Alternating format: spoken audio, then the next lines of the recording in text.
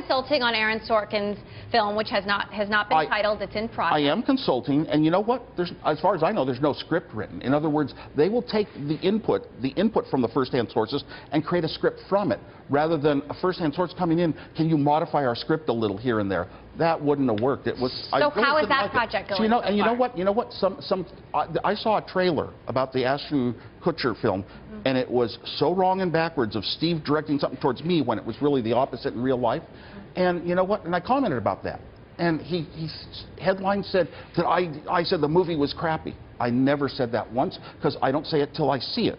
And so Ashton Kutcher said that I was saying the movie was lousy because I was being paid by the other one. You know what? I don't do things. My principles aren't affected by money. In the movie, you'll see that there were a whole bunch of people that helped us start this company, hung around the garage and all. Those people got Steve Jobs, in the movie Steve Jobs, it was really not Steve Jobs himself, said they don't get any stock and we at the top get all of it.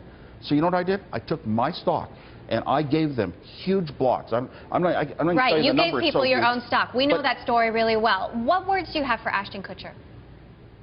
What would you like to say to him? You know what? I'm really easy to get a hold of. He could have called me and consulted over the phone anytime.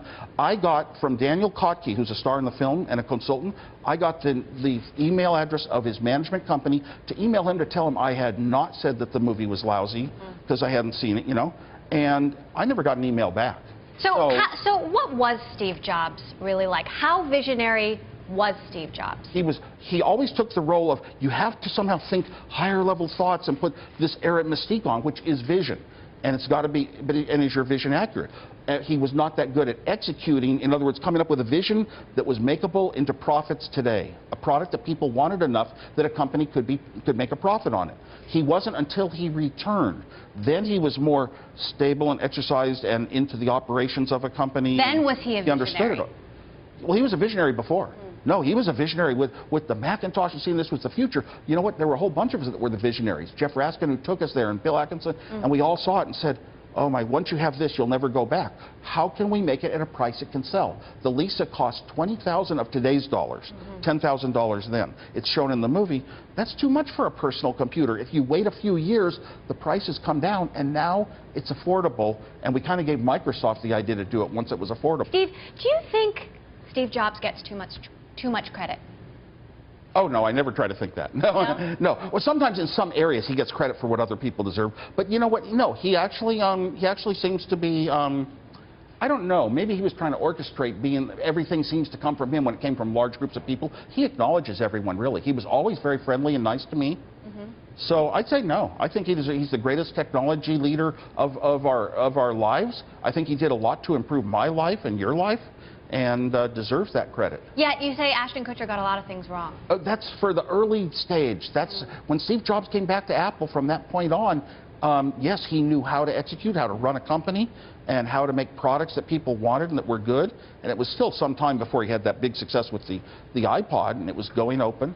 So I really admire Steve Jobs. I just don't think the movie is accurate the way it portrays his relationship with others. In the break, I asked you if you read Walter Isaacson's book, and you said you hadn't. You don't read Apple books. Why not? I read them in the early days, and they always had the early start of Apple so wrong, so missing the important facts. I mean, if you want to see how to be a young technologist and come up with ideas to build products that will change the world, read my book, That's one of them. It may not apply to this day and era, but it'll give you a lot better idea. I think the real secret is having good technologists who are very skilled and can create new great things and up on all the latest parts and abilities to use them and think out ways that have never been done before, like me.